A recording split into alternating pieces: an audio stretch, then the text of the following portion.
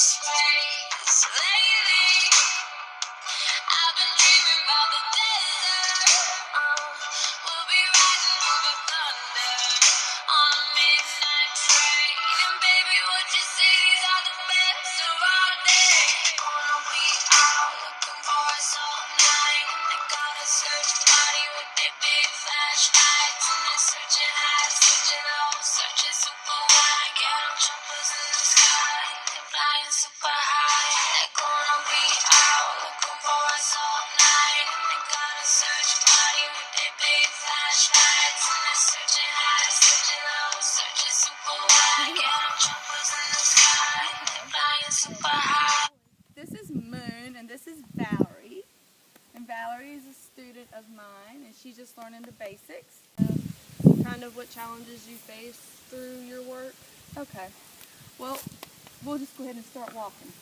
Why don't you walk? Are you filming already? Yeah, she can edit it though. Oh my gosh! Yeah. Okay. So why don't you tell where he can see you? Right here is good. Okay. So, the challenges I faced were, I really started my career in horses kind of late. I was in my 20s, where a lot of people had started with horses a lot younger and were able to do a lot of horse showing and that kind of thing, and a lot of riding lessons and stuff. And I didn't have that opportunity until I got in my 20s, and I was able to afford to go to Martin Community College.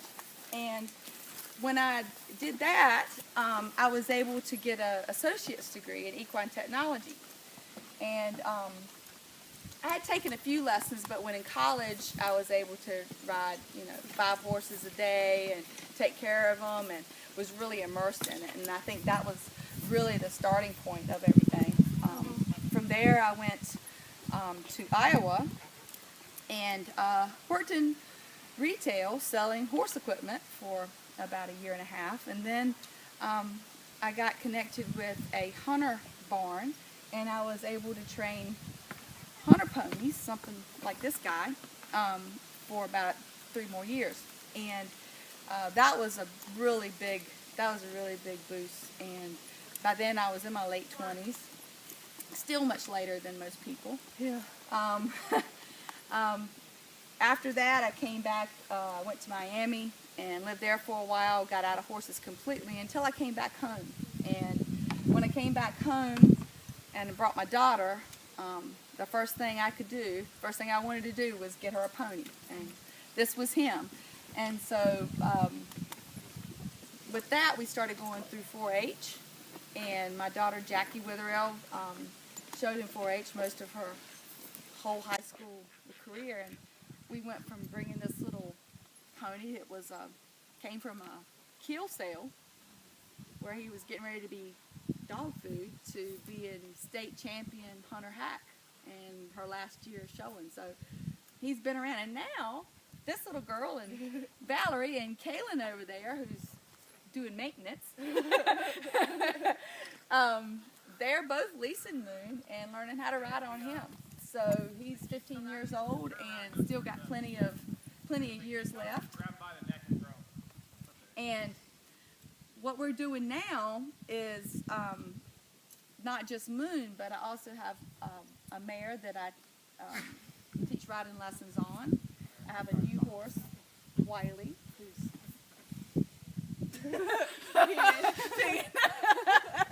and he's really, really sweet guy for beginners. And then we have another horse here that I board. So through the boarding and through the training of these horses and working with my private students, they're able to pay, the horses pay for themselves. But I think the most rewarding thing that I do is working with Verity Therapeutic. And that is a therapeutic riding organization that I get to be the instructor for, and I get to work with disabled kids and adults and people that can't walk and people that can't talk and people that have all kinds of challenges in life, but when they get on a horse, they're free. And it makes me tear up to think about it. It's so cool. It's so cool to see kids who can't walk to be able to get on the horse and pull them around. It's just it's just amazing.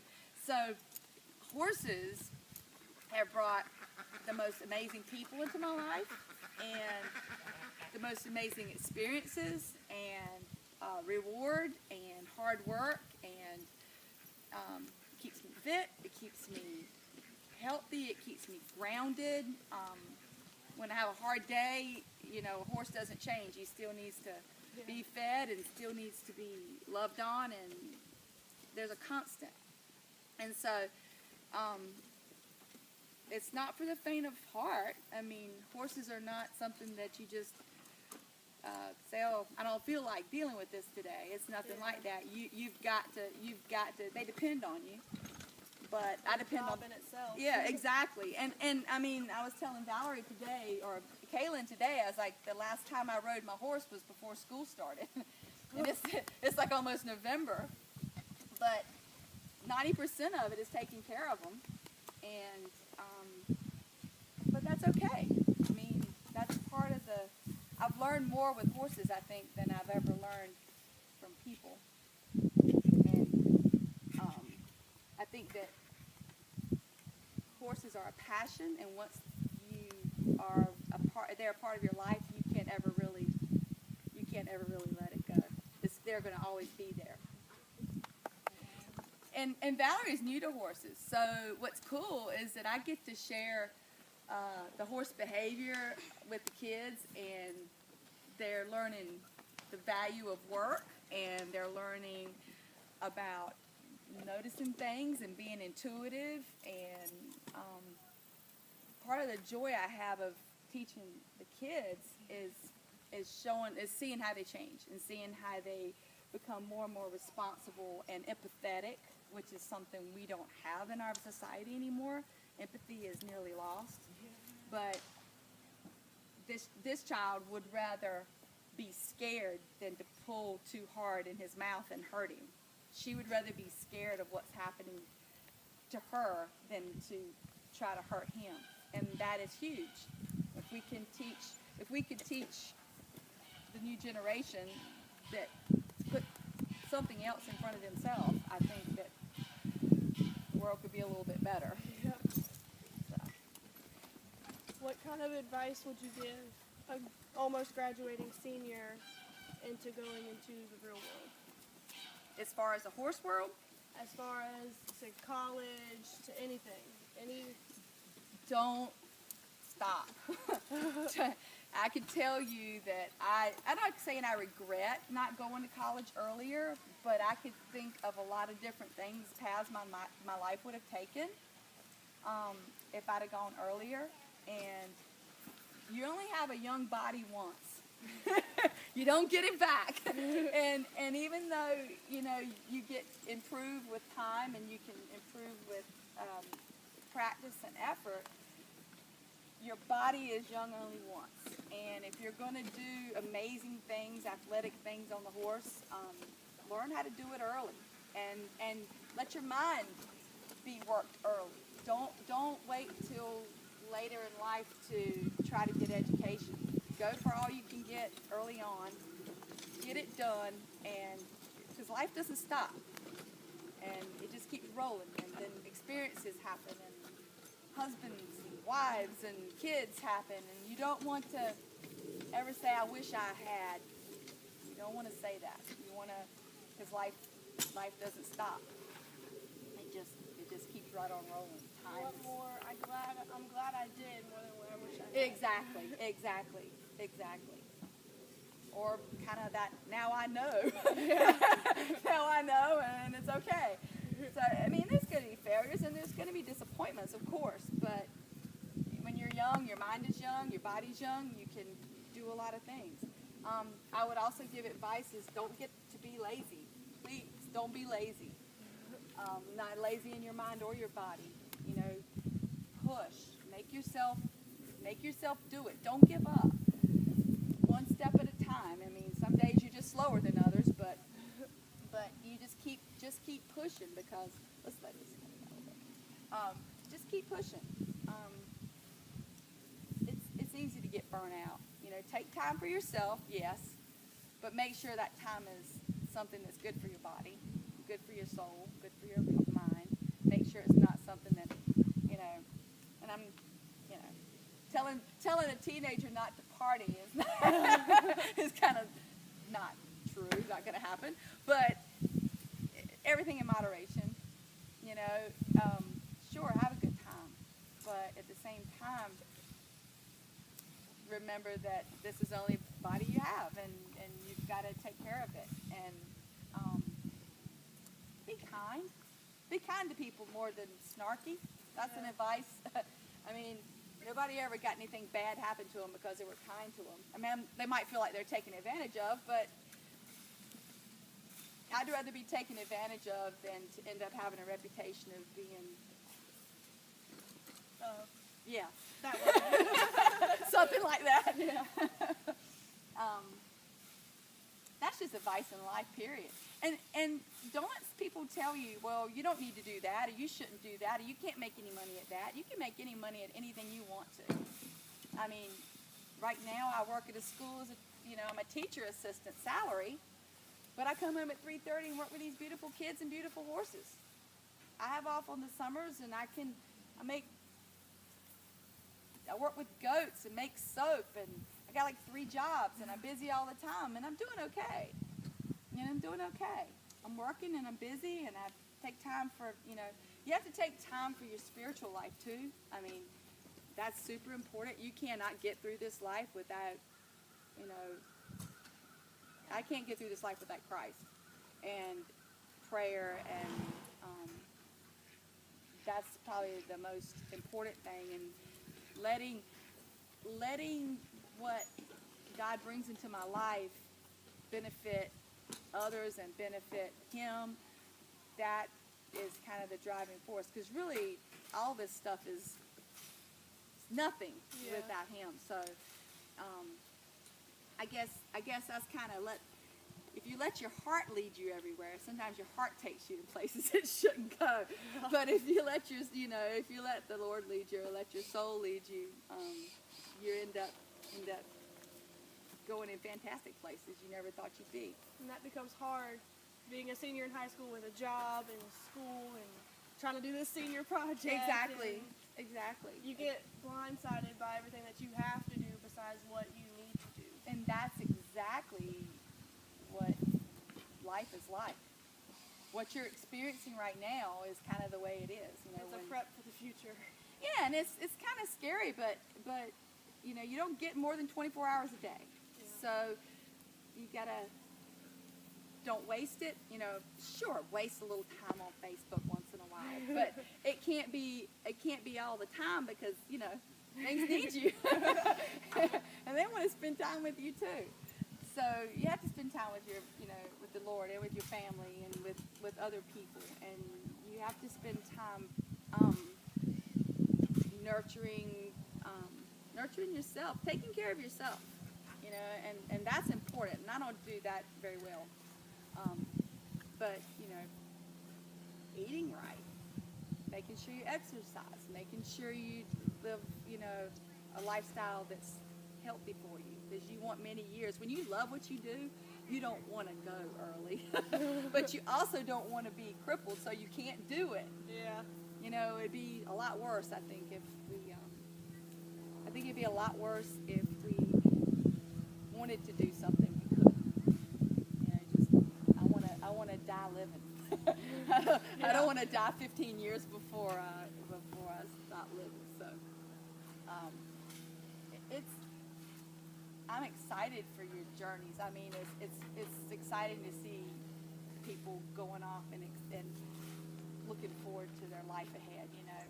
You and her and Taylor and you guys just got your whole life ahead, and it's exciting to see that. And, exciting on your end, scary on ours. Life is scary. Life is scary. And that's another thing, is fear can cripple you and paralyze you. And horses are one thing that will take the fear out of you, because you hit the dirt, and it hurts, and you get back up and you dust your pants off and you do it again, and you do it over and over. I think one day when I was training hunter ponies, I fell off 6 times in one afternoon. because he didn't want to go over a little fence. And we finally did it, and I was like, yes! And I was so sore, but I wasn't afraid to do it again the next day. And you're going to fall down and you're going to have problems, but get up and do it again the next day. You know, breathe in, breathe out. Yeah. Do the right thing, do the next thing, and just keep on going. And I think our society likes to give up before we succeed a lot of times, and throw our hands in the air and say it's too hard. You daggone right, it's too hard. It's really hard, and nobody promised it was going to be easy. And if you don't do it right the first time, you suck it up and you do it again, and you just keep doing it until something gives, you know, or something else opens. Another thing is, don't force something. You don't want to, if something's not working, don't force it. It may not be the path, you know. Keep your options open. You know, I thought I would love training horses all my life, you know. And I love training horses, but that's not what my life is about. And I'm content with that. And so now I realize it's nice for me to work with the kids. It's nice for me to work with the horses. It's fun for me to work with those beautiful children that I work with at Verity. It's fun to work at school with those beautiful children. It's, you know, fun to go to the farmer's market and sell goat milk soap. You know, it's fun to do all those things. And if you like a variety of life, that's great. And if you like to do something and get better at it incrementally, that's great too. Just be open in your heart and don't let people tell you what you can't do. I think that's a problem. People want to see you making money, but money isn't always success. Especially if you can go to work and love it, then you don't work. You never work a day in your life if you love what you do. It doesn't matter whether it's picking up Poo. Picking up some poo. picking up poo, or if it's, you know, working with kids, or if it's being a veterinarian, or, you know, being, like my daughter wants to be a dentist. I mean, if that's, I couldn't imagine wanting to be that, but if that's what you want to be, then go for it. And don't let people tell you you can't.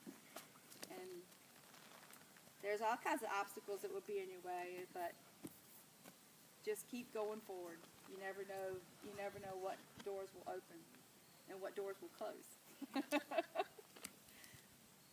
I've always been told no matter what happens, there's going to be a door that's going to close and one that's going to open. You just have to know which one you're trying to walk through. That's right. If it's closed, don't push it. Don't push it. Don't break it 'Cause down. you don't know what door is going to open the next day. That's right. That's right. And you know, there's nothing wrong either with being, you know, if your heart tells you want to be a mom that stays at home and raises kids, there's nothing wrong with that either. I mean, good grief, we need moms to stay at home and raise kids. We need some of that. But you just be content in where you're at, and treat people well, and think about others as much as you can before you think of yourself, and be responsible. You know, don't, you know, I see a lot of people that are irresponsible with money. I think one of the biggest things, and as advice to anybody, is to get some help with budgeting and knowing how to handle money, because money is hard to come by. And you know, Autumn, you've worked out here with me before. You know, and picking up horse poo is not exactly easy, but when it's handed to you in dollar bills, you're like, wow, is that all? And you never said that to me, but is that all I get for all that hard work? Well, but see, it's different though, because I did enjoy coming out here and doing that, because even though I'm scooping poo, if I look 10 feet to my right, there's a horse looking at me like, why don't you just come rub me? You know? Yeah, there's some benefits. Yeah, it's like, just come love on me. You ain't got to do that right now. You can take 5 minutes. That's right. There's benefits. But it's like when you start to see the value of what effort you put in, education really makes you really want education more. If you scoop poo for 3 or 4 hours and get a few bucks, and then you can go and work for 1 hour and make $100, you end up going, wow, Yeah. And time is, you know, sometimes you have to get a job where you can make enough money so that you can enjoy the things like horses. Yeah. Rather than, you know, you can get burnt out with horses sometimes. You can get burnt out if you work with them all the time. You can be kind of like, it's not as much of a fun thing for you. And something that you love, I see a lot of people who end up, if they just have horses as their income, then the horses become more of an object than they are an art. And I never want it to be like that for me. So I have, you know, I take very few students just because I want to spend the time to develop them as riders. And I don't run them through because I need the money. Yeah. I let them pay for themselves, and that's about it. And then the people get a lot out of it. The horses don't get burnt out, and I don't either. So the industry loves to use horses, and the horse industry is super it's very lucrative. So there's a lot of things. I mean, you can get anything for a horse. I mean, you can get tie-dye pajamas for a horse, but and it's because what we want to project onto the horse. But horses really just need, you know, plenty of forage, fresh air, exercise, and attention. You know, and we just have to be aware of what we want out of the things we love. You know, I wish I could make a whole lot of money so I could stay home and ride more. Stay home, relax for a minute. For go 2 play. minutes. Yeah. Kayla told me that she wanted to save up money so then she could give the money to you and then you could get a trailer. Oh, that'd be great. See, there we I'm go. join with Kaylin. You're going to join Kayla, so we're going to trailer and go places. That would be awesome. These two Right beautiful on. little girls, that would be great. That would be great. And see, they're already learning how to save money. See? Yeah, money saving is a big problem. Being a waitress and living off of tips for your phone bill and food is crazy. Yes. I couldn't. Well, it depends on what, you're going to take a little nap. I guess it depends on what restaurant you're working at, you know, and stuff, you know. But working is never going to hurt anybody. That's what we were born to do, is work. And I think that you're mostly fulfilled when you make your own money and you do your own thing. And nobody can tell you what to do with it. And you get more, if you have it handed to you, then you don't appreciate it as much. You end up wasting it more. Meet me out in Paris. I'll be on the elevator, halfway up the Eiffel Tower, halfway up to space. Jamaica, jumping over the equator. While we underneath the water, we could ride the waves, and baby, let 'em chase us for the rest of our days. Wanna be out looking for us all night, and they got a search party with their big flashlights, and they're searching high, searching low, searching super wide. Get choppers in the sky, and they're flying super high. They're gonna be out looking for us all night, and they got a search party with their big flashlights, and they're searching high, searching low, searching super wide. Get choppers in the sky, and they're flying super high. Boats and trains and cars and planes like boats and trains and cars and planes like oh, say it na na na na na. Catch me if you can. Alright, this is Teresa Beardsley. I'm interviewing her for my senior project, and I am interviewing her to figure out what her bliss is and how she's gotten from where I am to where she is now. Okay, so I think my first question for you would be, what are some of the struggles you faced from coming from graduating to finding a place in life where you were truly happy? graduating high school, you think, oh, yay, this is exciting. I'm graduating. I can go out on my own and do everything and get a great job and get a house and, all that stuff. But you realize very quickly that it's not as easy as it seems. So I had to learn that. I went to college, and I went to a college that was away from home, and I think that helped me understand more about being independent and having to live on my own, even though my parents helped me with college. And in college, I decided I wanted to be a teacher. I've always liked working with kids, so that's Me. So that's just the route I took. Of course, there were struggles in college. I didn't have enough money. I didn't pass all my classes always, and I had to learn. I had to learn the hard way sometimes that I had to work harder. I had to study harder. I had to get a job and go to class and things of that nature. When I finished college, of course, I thought, oh, I'll just go get a job, no problem. I have my teaching degree, and I did get a job, but I also,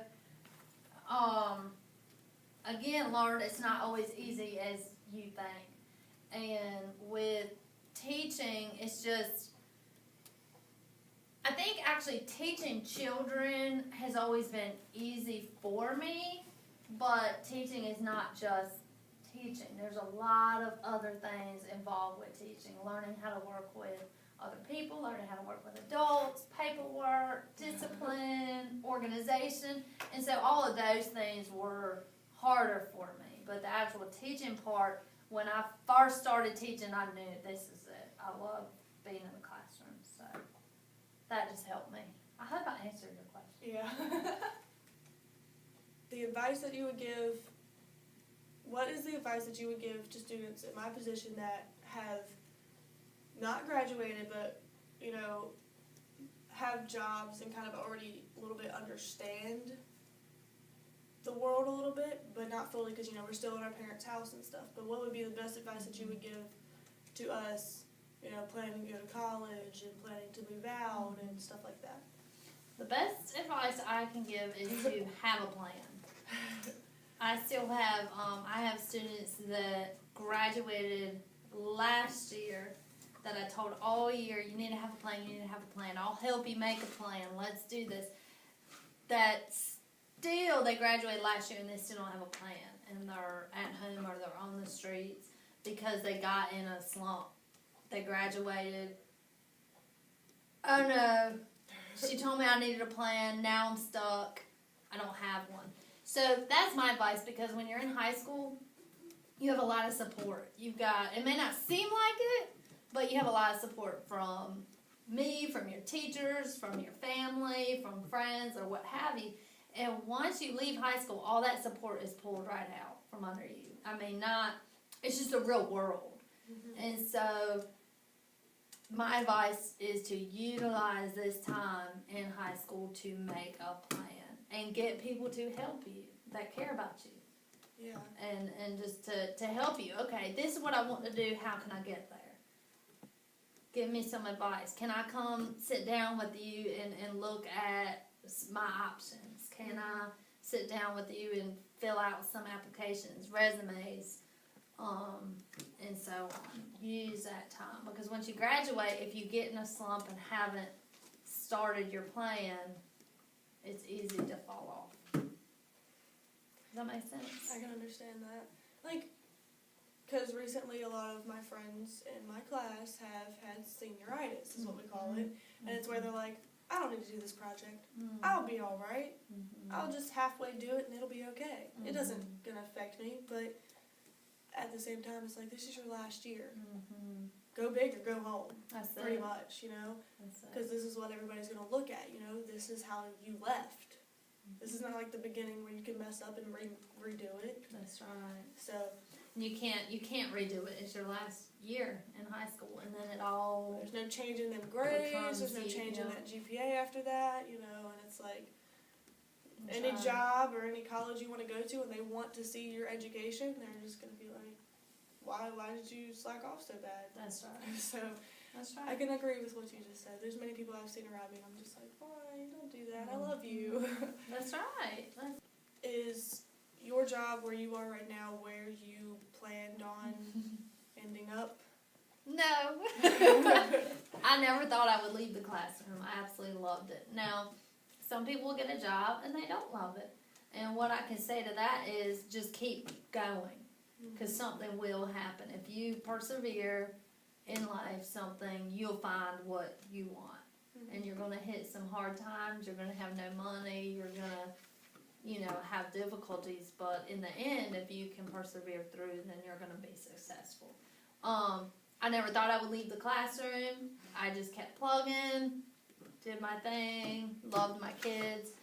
And the opportunity came open for this job. And I said, I'll apply. If anything, it'll give me experience interviewing, because it's great experience. And then I got the job. So I'm happy. I love it because I can go to the high school and the middle school and see all my kids that I taught, and I can help in other ways. Once all my students are gone, I might go back to the classroom because I thrive on those relationships with my kids. The connection. That's exactly right. But it wasn't my plan, but I've had to learn to adapt and adjust because you don't always know what your plan's going to be, what's going to happen. You don't know, it could change tomorrow. That's right. But I'm thankful for the opportunity, and that's what I would also say is, again, you may not always go with what your plan was, but as long as you have a plan, then normally things work out. And teachers like you who actually want to have relationships with the kids has probably been the only thing to get me through high school. Oh, yeah. And it actually is shocking how many teachers aren't like that. And it's kind of sad, and that's what brings a lot of people down. Like, the kids with senioritis, because, in their second period, they're on the computers all day. That's right. And the teachers are sitting there making sure they're not playing games, And That's it's right. like, it's just that connection that really kind of helps you pull through is like somebody cares and wants to see me do well. That's right. And then I would encourage with that just to always reach out to those people because they're always going to be there. So I tell the kids, I have, like I said, kids that have graduated that still call me. I tell them, reach out to me. I'm here. I'll always be here for you. So, and everyone isn't like that, but don't let that get you down. Know that there are other people there to help you and that care about you. But, you've got to reach out to them also. So don't forget that, and don't lose those connections with those people. Because you may need them one day. But, like I said, use those relationships and use those people. And I've heard other people say, you can't do this. Your grades aren't good enough. You can't get into that school or what have you. Well, maybe you can't, but talk to somebody else that can help you figure out what you can do to get there. You can't try. Don't let that one piece of advice that someone said you can't do it. Don't ever stop there because that's easy to do. Big problem of mine. And I tell students now, going to community college for the first 2 years is very smart to do. Oh yeah, I've been told that because it's a lot cheaper. It's a lot cheaper. I mean, I just finished paying off my student loan. I'm 35 years old. So, it's a lot cheaper. There's nothing wrong with going to community college at all. No, nothing wrong. The best part about it is they'll take in almost anybody, so it's not like you have to worry, I'm not going to be accepted because of my grades. You can go in there and pull that up and do fantastic those 2 years and be accepted. That's right. And just know when you go, okay, put your feet to the fire and it's time to get to work. Well, what exactly is your job description and what do you actually do? It's a good question. Because as far as I know, you're just the lady that calls I'm me the and says, lady there's that a makes phone calls. delay. Yeah. You're going to be home for 2 more hours. Have fun.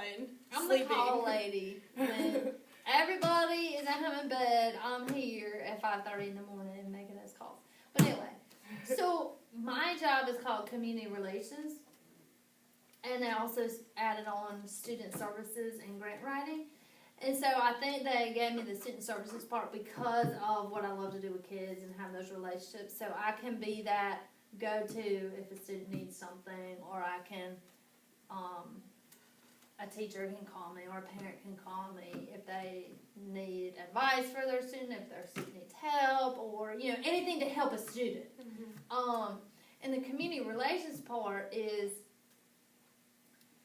to be that liaison between the community, all the people that live in the community that may not be a part of the school system, all the people that live in the community that are part of the school system, okay, staff, parents, students, to be that liaison, to be that person that can connect everybody, that can help put out fires, that can help bring people together, and so forth.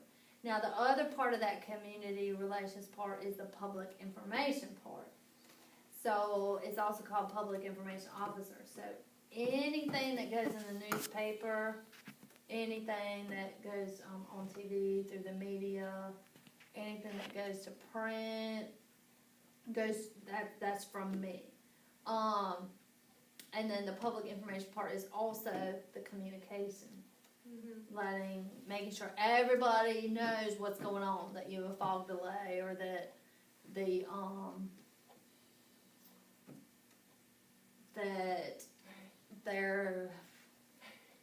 I'm just trying to think, that we hired a new superintendent last night, or, making sure everybody knows what's going on in the school system. So that would be through the phone calls, I have to upkeep the web page, the Facebook page, and all of that stuff.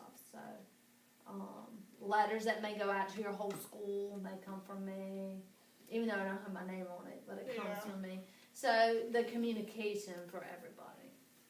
So you just kind of let us know. Yeah. So you're actually really important.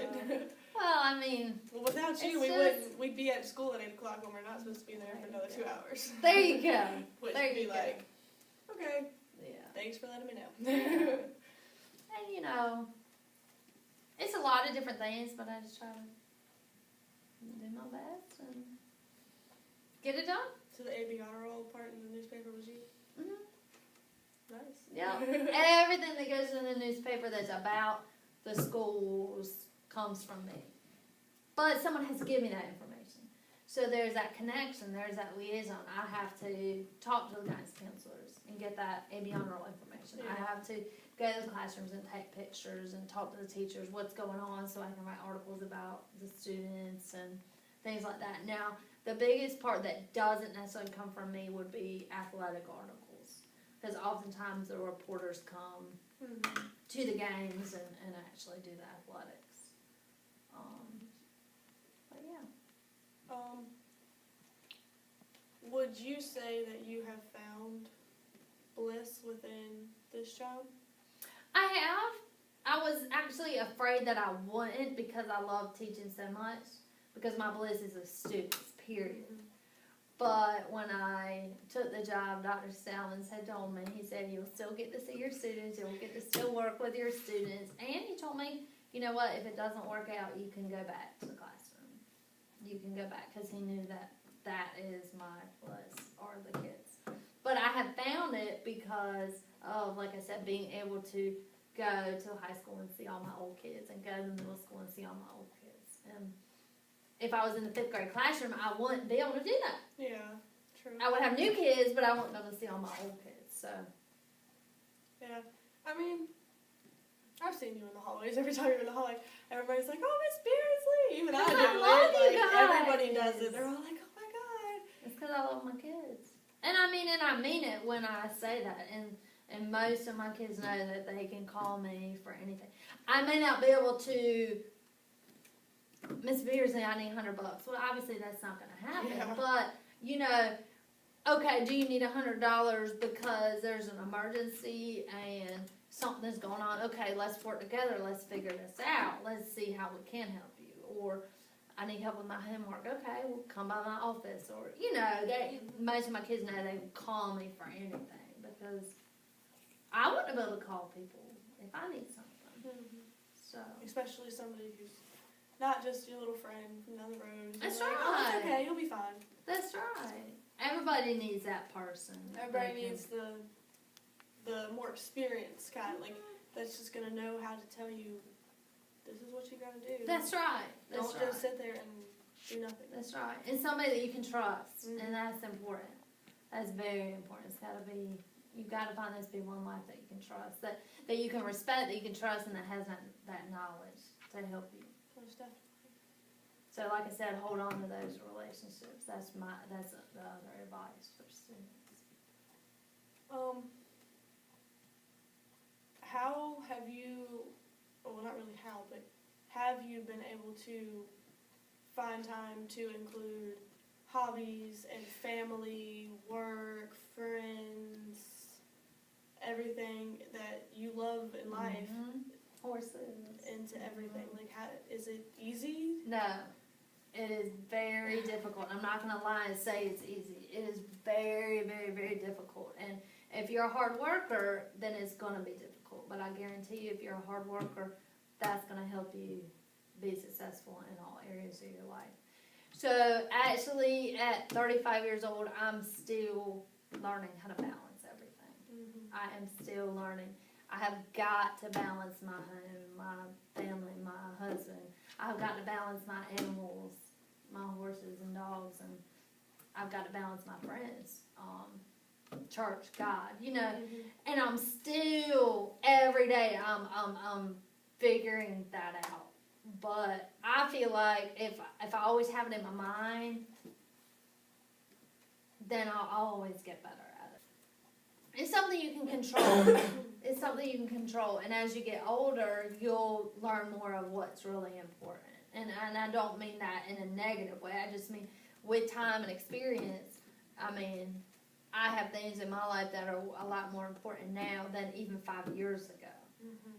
So you learn, and you as long as you continue to reevaluate and relook at your life and how you handle things, then you'll be okay.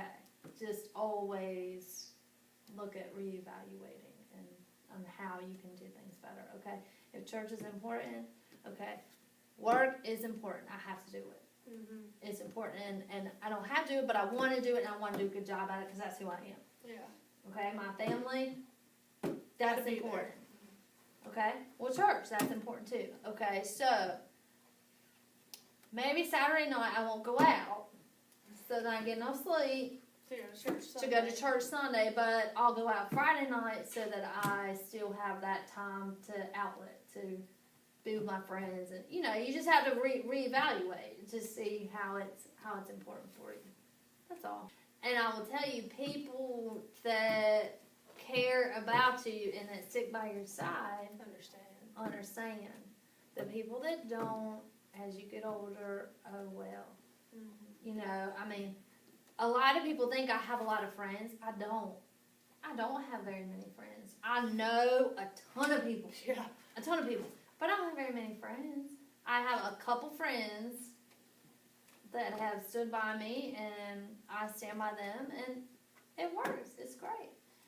And I always say, as you get older, you get less and less. You have less and less friends. Mm-hmm. But that's all just because priorities change for everybody, Yeah. and that's okay. There's nothing wrong with that. Your friends from last year could still be doing the same things from last year while you've already grown up. And While like- you're moving on. and you're just like, where are you at? That's what are you right. doing? And then they're mad. Like, why don't you ever hang out with me anymore? Why don't you have a job? And why do I have to pay That's for everything? right. And why do I have to come to you and call you? And it just And you'll learn all it gets that. hectic. It does. Like, I get asked all the time, why don't you ever hang out? I work. That's And right. I don't drive yet, but I'm getting there, and like, I'm sorry. And then there's like some people who I'm just like, I don't wanna.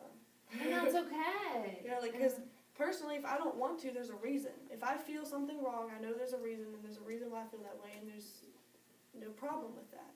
If I don't know the reason yet, that's okay. I'll find out eventually. That's right. Someday, one day, God will be like, this is why. And I'll be like, wow, That's right. glad I'm out of that one. Things Like, happen for a reason. That's right. yeah. I think my final advice would be just to not give up. And if you start on a path and it's not working well, you start on another path, and you just keep going. And you always reevaluate, and you always rethink, Go where life and takes keep you. going. That's right.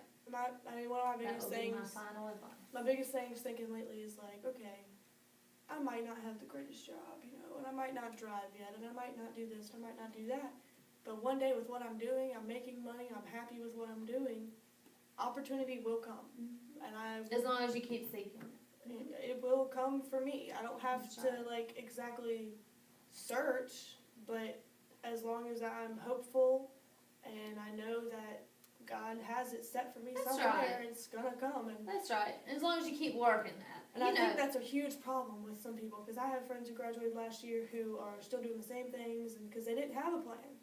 And I've talked to them lately, and they're like, you just kind of wake up the first day of school for everybody else, and you're like, oh no. You're sitting there like, what am I supposed to do? And that's what I worry about. That's what I worry about with the students. I feel like it kind of puts people in a funk, and it kind of makes you feel all down, and then you get all to yourself, and you're like, And then you why get in am a I slump it's like and I'm you a don't get out ball of with it. my own self. Yeah, I go to school in sweatpants and a t-shirt every day, but I also understand, because my mom's always like, why do you dress like that? Why don't you dress nice, look good? And I understand why she's saying that, because sometimes when you look better, people are like, wow. They take it more serious. Yeah, they look at you and they're like, wow. But at the same time, I feel like I go to school for 3 classes a day. I come home, get ready, go to work.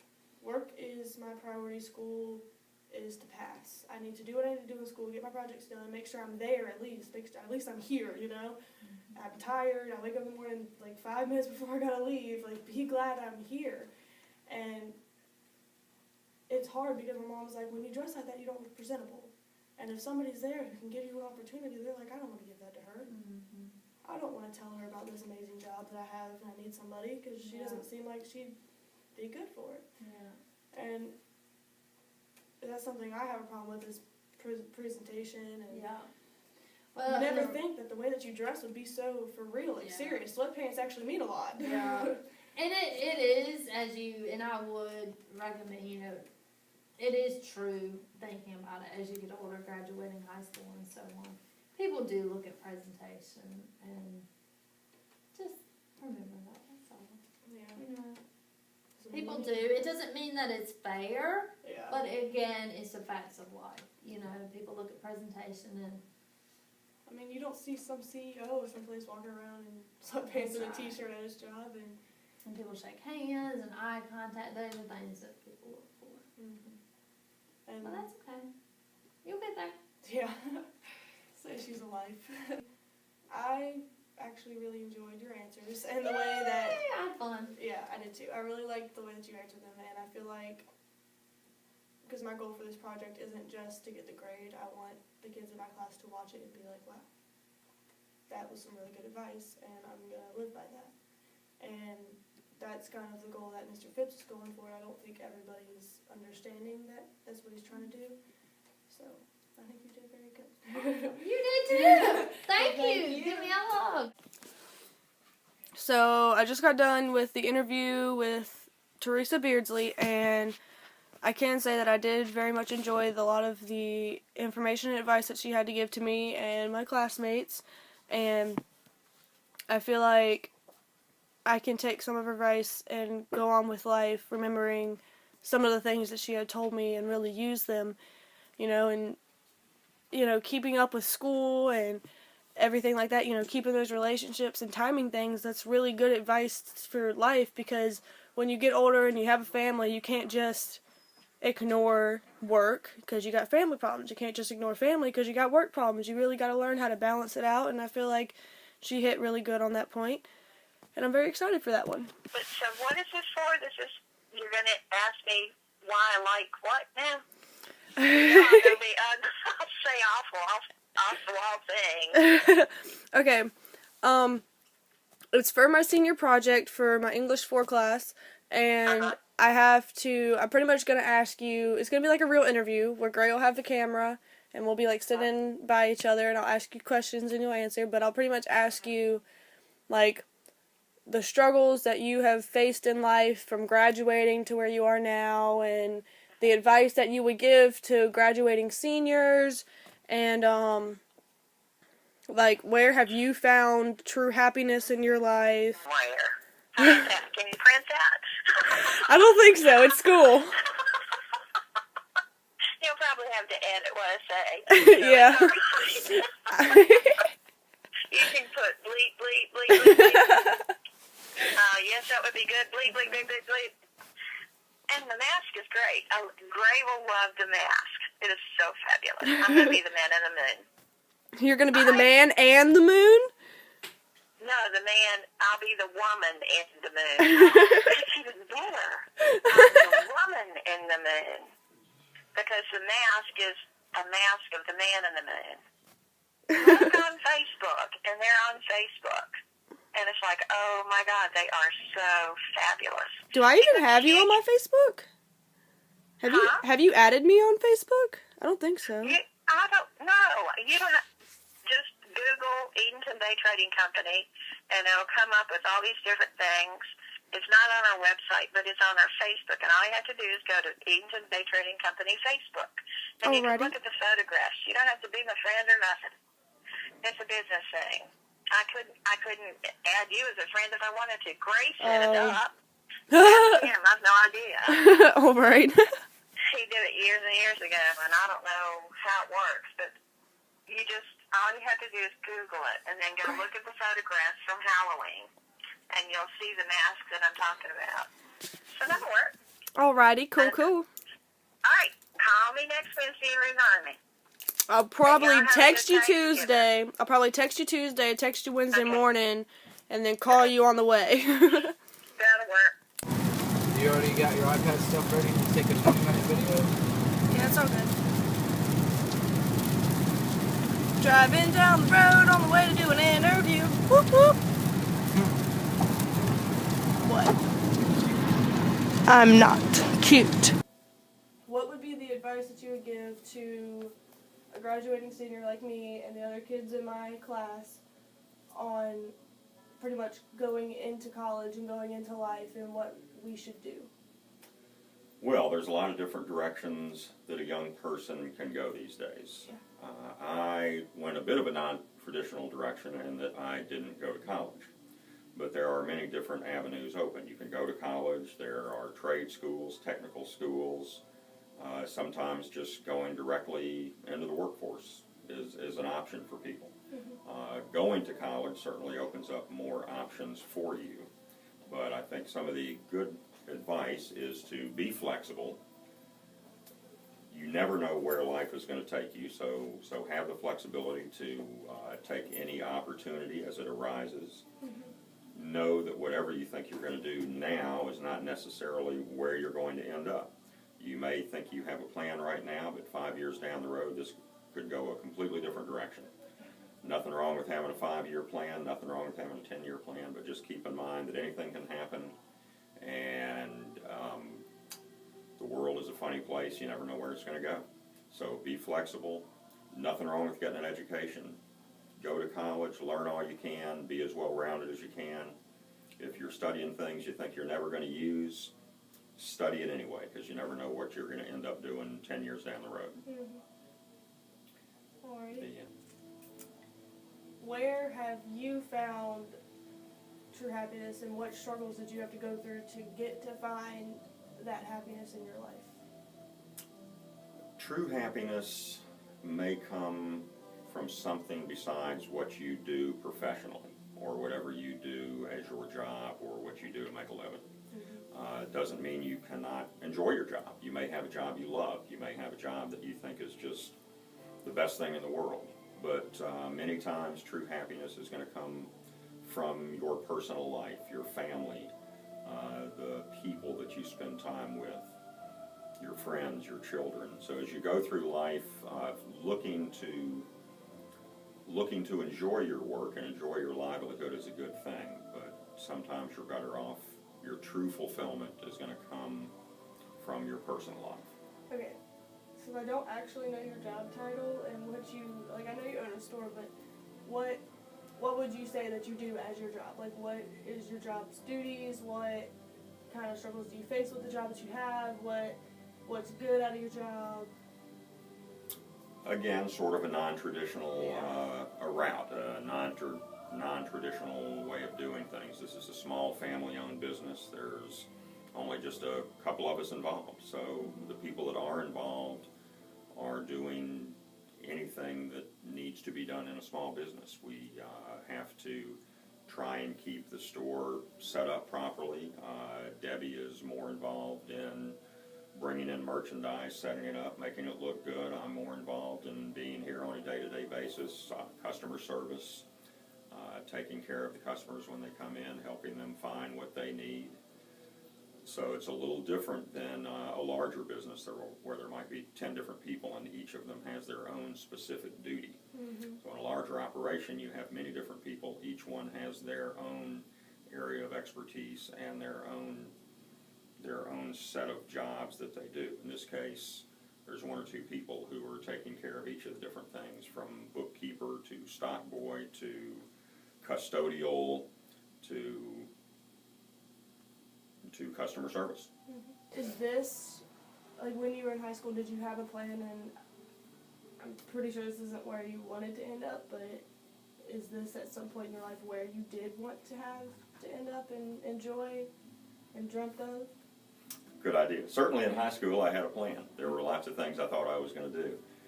One of the things in high school, I had an interest in computers, and this is in the early 1970s, in the very early days of the computers.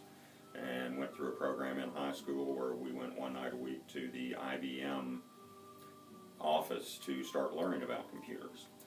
That was something I thought I might want to do. Now coming full circle, I probably have less interest in computers than almost anybody you can imagine. Less interest, less knowledge, it just completely went away from me. So yes, I had plans in high school, and no, most of those plans did not work out. Like a lot of people, I worked in restaurants when I was in high school, and then I stayed in restaurant field and food service for many, many years. Never would have thought that at some point I would have ended up in retail, but here we are. So as I say, maintaining flexibility. In our food service in our restaurant, we had an interest in wines and beers and food-related items, and now we are at least somewhat involved with those items, but in a different sense, in the retail sense instead of the food service sense. So an example of flexibility. You never know where things are going to go, and it was a long road from there to here. We went through many different businesses, different jobs in food service, and as you say, when I was getting out of high school in 1972, I never would have imagined it would have led here. Good. What would be the advice you would give to people who don't have a plan, don't know what they're going to do after high school, but they know that they want to go somewhere and they're going to graduate and then they're going to be stuck and they're not going to have anything to do, but what would be the best advice that you would give to them right now before they graduate? They don't have a plan, and what would you have to say to them? Even though your plans may not work out, in the back of your mind you need to have some kind of plan.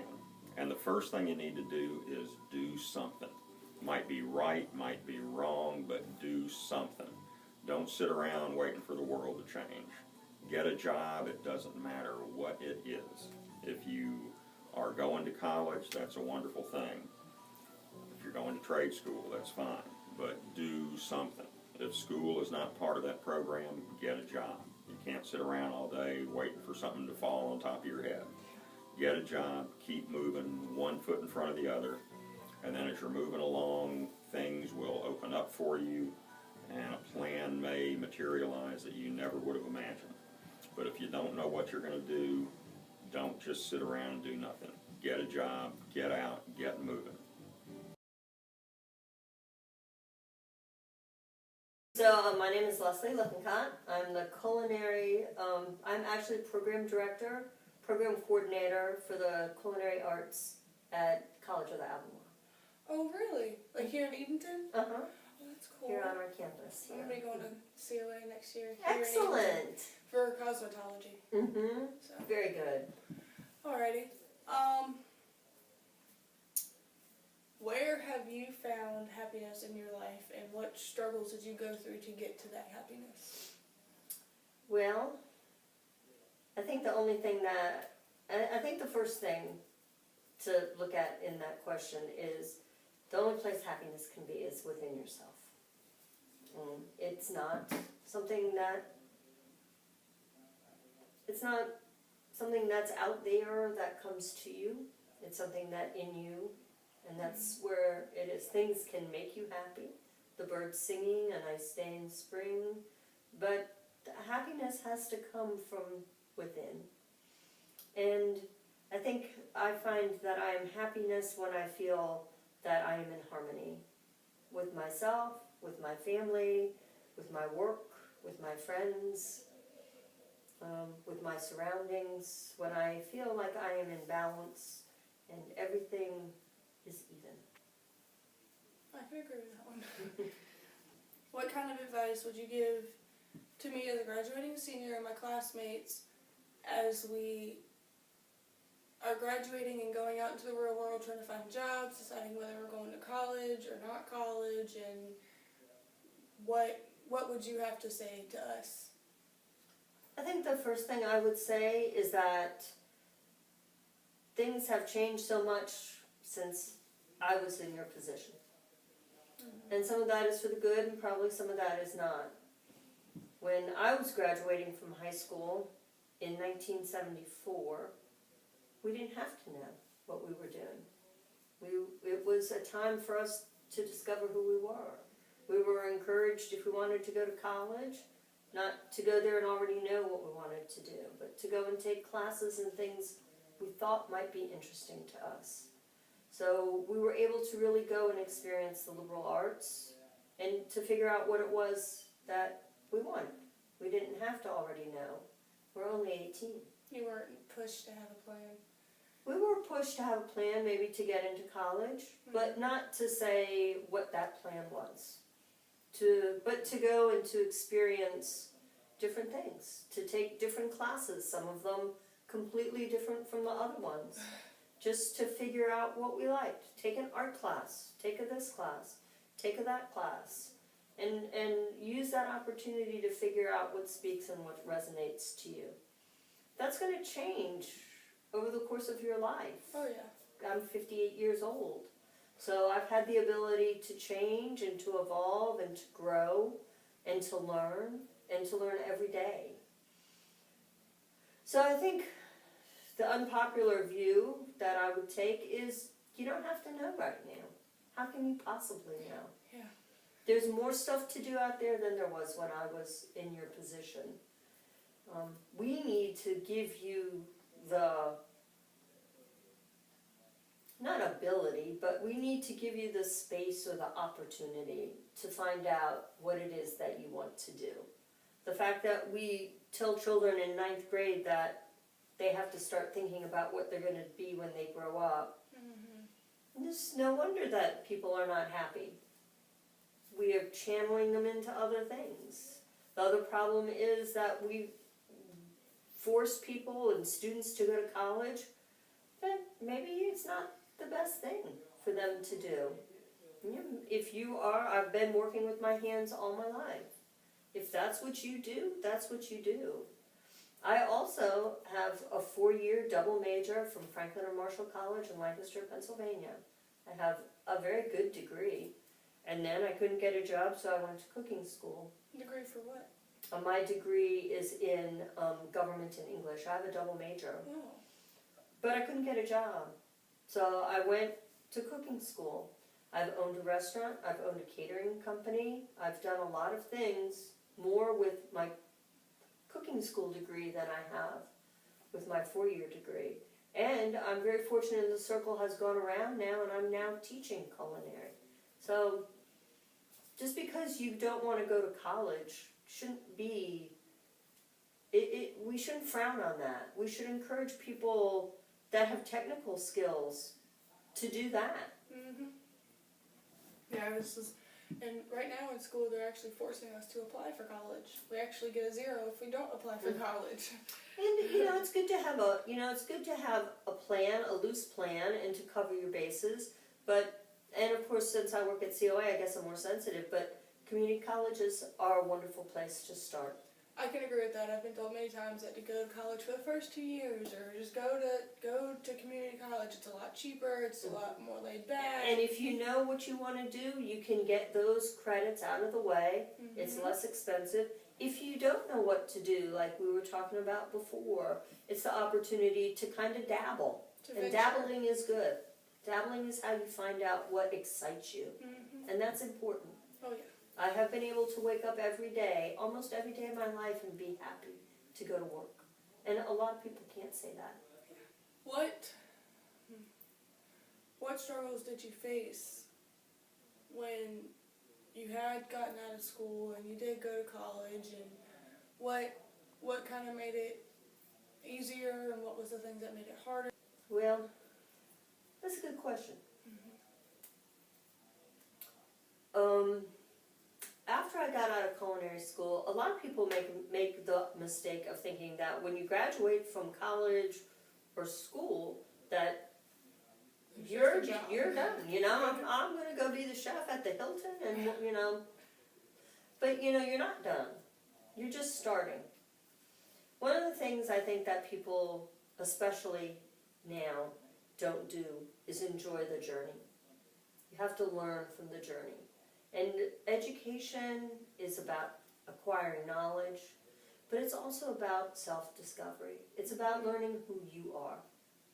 And that's very important. Because if you go back to your first question, what makes me happy? Probably at every decade mark, if you asked me that, I would have told you something different. It's taken me a long time to realize where that resides. And my ability to control that, I can be happy. Right? It doesn't take anybody outside to make me happy. There are things I do that make me happy. There are things that I do that manifest my happiness. And that was probably my phone saying it's going to rain. But to be happy truly is within oneself. So some of the struggles that I faced were as a young new cook. In 1979, there are not a lot of women in the kitchen, as there are now. So in the kitchen I worked in, there were very few women. So there was a little bit of a barrier.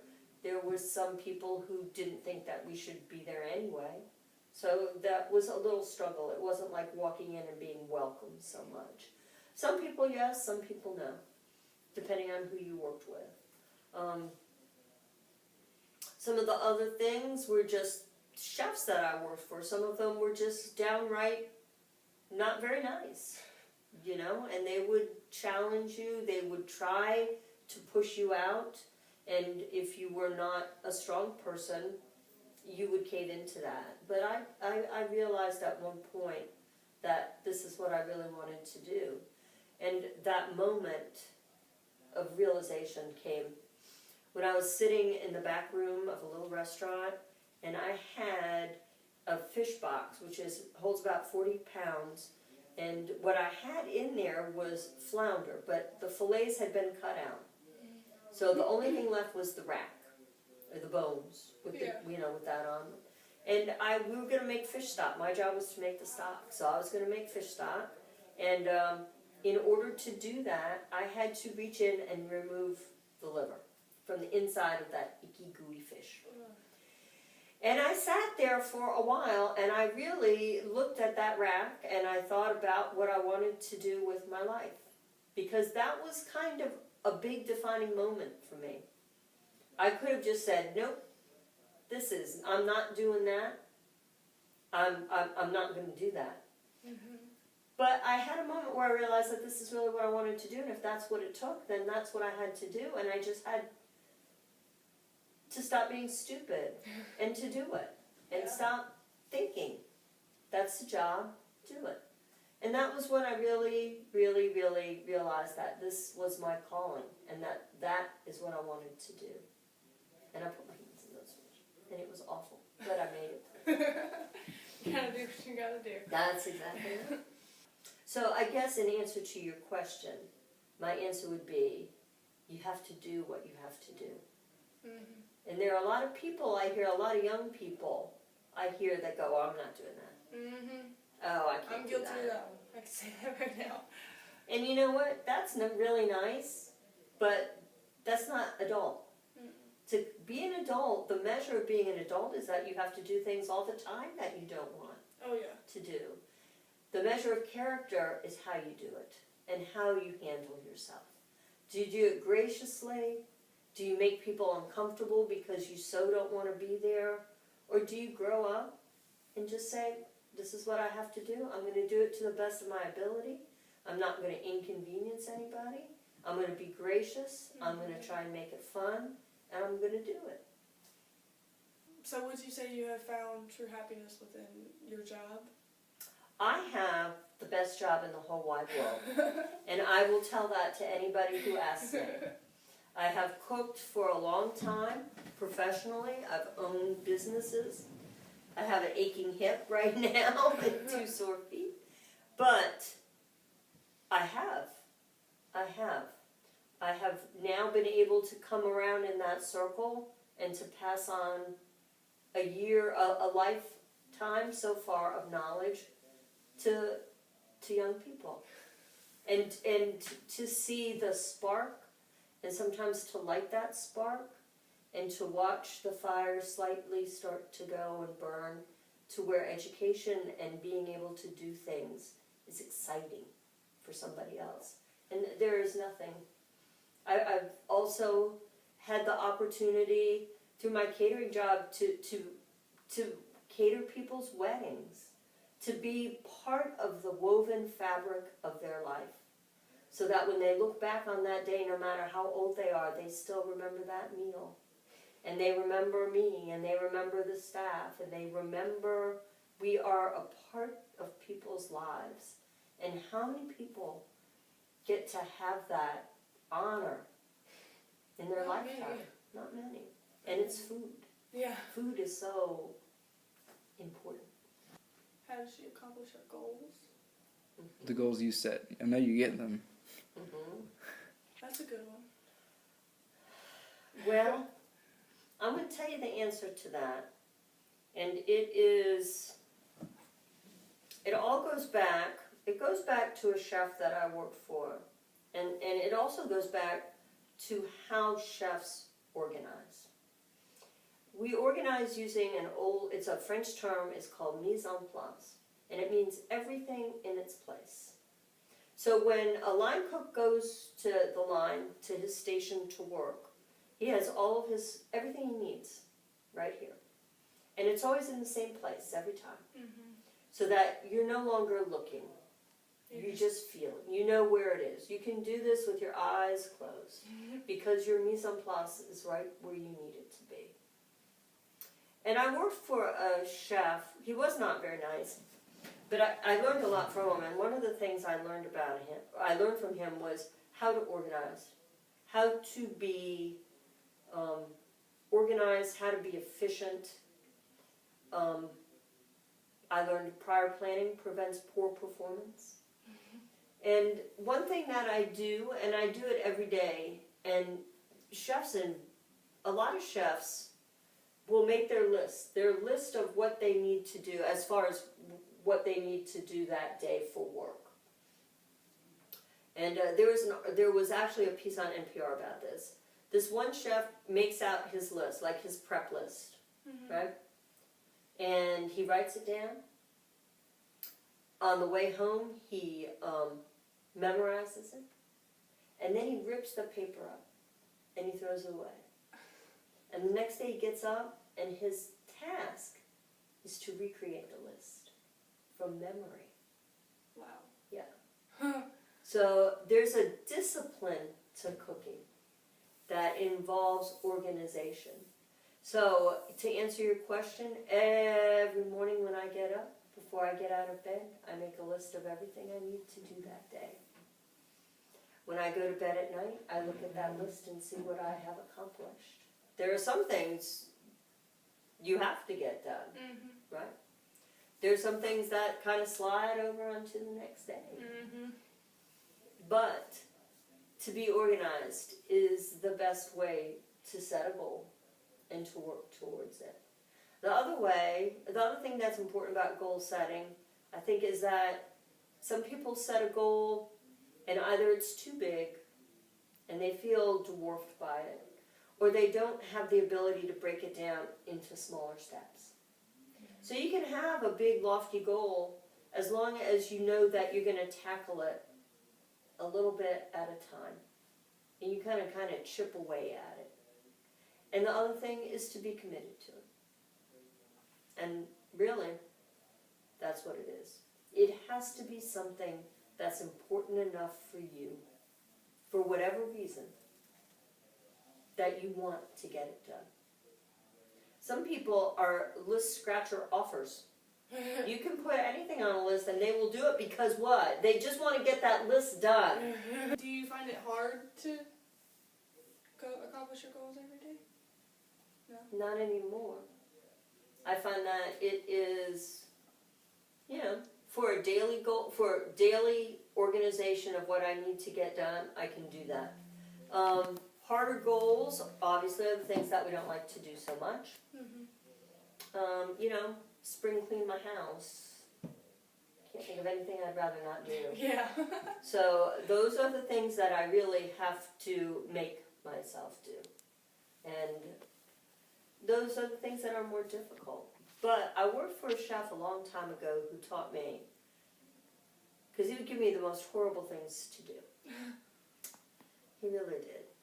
But I learned from him that you can do anything and you can get it done if you find a way to make it entertaining to you. So his thing for me was, I'm going to clean those fryer laters. Oh, I hated to clean the fryers. They're just dirty and greasy and yucky. And so I had to find a way to make it entertaining. So sometimes I race myself against the clock to see how fast I could do it. Sometimes I try and make it absolutely as silvery, shiny as I could. But just cleaning the fryers was horrible. Yeah. But to say, oh man, I'm going to see how fast I can do it. Like the whole entire fryer machine or just the basket? No, take the oil out, clean the fryer. I've never had to do that. I work in food service. I'm a waitress, and then I'm cross-trained to cook. Mm-hmm. So I'm talking about, and then when the fryer is cool, Yeah. to open that spigot and to let all I've the seen oil people out. do Oh, it's a horrible job. Horrible job. But it has to be done, and it has to be done every night, or you have to get rid of the oil, or you have to clean it somehow. And so I found that if I can make things entertaining for me, then I can do it. So to race the clock, sometimes in the kitchen we'd have a couple people that we had to do some dreadful tasks like peel and slice 50 pounds of onions. We'd be crying, it would be awful. But two of us, we'd race each other. How fast can you go? Yeah. Right? How quickly can we get it done? Or we get more people. Let's see if we can do 50 pounds of onions in 10 minutes. Each of us takes 10 pounds. And then the next time be how much faster can we get? Yeah. So it made it entertaining and it made us better at our jobs too. I guess that makes sense because at my job, what we would do is, because around the last hour of being open, it's not really that busy. It's Right. the last hour, and so we're doing all our chores early, trying to get stuff done. And there was a record set for the earliest it's ever gotten done, but it was never before we closed. Right. And me and my friend Katie got it done before we closed, and we were like, "What now? Yep. What are you gonna do?" Right. We win. Yep. You So- broke the record. And it it was was just cool. It something was about just doing that that's cool. Yeah, it's like, we gotta get this done. Come on, I'll go do bathrooms. You Right, go do you dishes. go do this. I'll go wipe down all the tables. We got it. Right. And And so if you can make it entertaining, then it's not so bad. And then it becomes fun. Yeah, and then you're not sitting there like, I don't want to do that. this. Of course, nobody wants to clean the fryer. No. So you have to find a way, and you have to find a way to make everything you do, because you can't just not do it. This is a thing I struggle with a lot. You all don't own that one. We were all teenagers. Oh yeah. And we I know. said the same exact thing. And that's part of transitioning to adulthood, is knowing that I've got to do it. Yeah. And I'll tell you something I'll tell you when things can be overwhelming and when things can be to where maybe it's not so good. And I call that when your have-to-dos, right? Your list of what I have to do is so much larger than your list of what I want to do. And when that happens, you're not in harmony, like I was talking about, and you're out of balance. Because there's no time for you. There's no time for your want to do's because your have to do's is so long. Yeah. The other thing that somebody, I think my father told me a long, long, long, long time ago, and the older I get, the more I understand it. And he told me a long time ago that procrastination is the thief of time. Because unfortunately, redos end at like about, I don't know, 4th grade. We can't have a redo. Can I have a redo? I remember when I was little.